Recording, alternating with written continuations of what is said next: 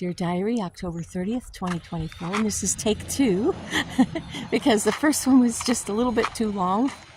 I'm going to move on from the tobramycin and the super antibiotics, so I'm going to share with you instead that when she turned 12, 2 cystic fibrosis genes that are sister genes to cystic fibrosis, meaning they occupy the same space within that section of the chromosomes.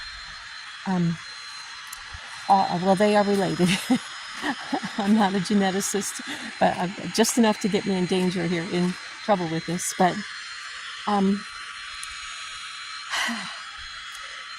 one of them is puberty onset scoliosis, and the other is puberty onset diabetes. And it's a terrible trifecta to have, and Jennifer developed them both. And she was 12. We were doing what's called postural drainage. We did 3 times a day, every day.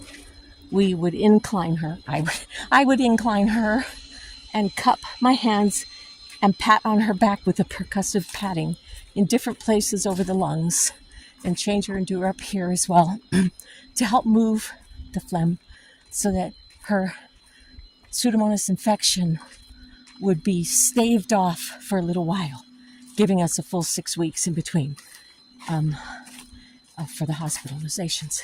We discovered the scoliosis happening because of her postural drainage treatments that she got 3 times a day.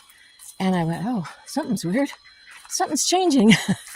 Something's happening in your back. And it took a month to get the orthopedics and the clinic, the CF clinic, and everybody all together so that we found out it was a very severe case of scoliosis. It was side to side like an S. So the top curve was taking one shoulder to the left, and the other curve was twisting one hip. And it ended up being and it was side to side instead of front to back like you normally think of as scoliosis. And it was going to cripple her. Within about 6 months, they said she would be in a wheelchair. The only problem is the operation for fixing it is a 12-hour surgery at best. And one of the top supreme, they called him Spine Surgeon Supreme at Shriners Hospital. He didn't work out of Salt Lake City's Shriners Hospital, but he traveled the country. And he came and he said, if I can't get it in 9 hours, I don't think she'll make it through the operation. So let's put her in the hospital, get her lungs in as good a shape as she can. And when they're as good as they can be, then we'll have priority to get her through the operating room. And they chose the same operating room that the first artificial heart was put in. It was a big deal. Lots of doctors were there. 20 doctors at least were there. And they did the surgery on Jennifer.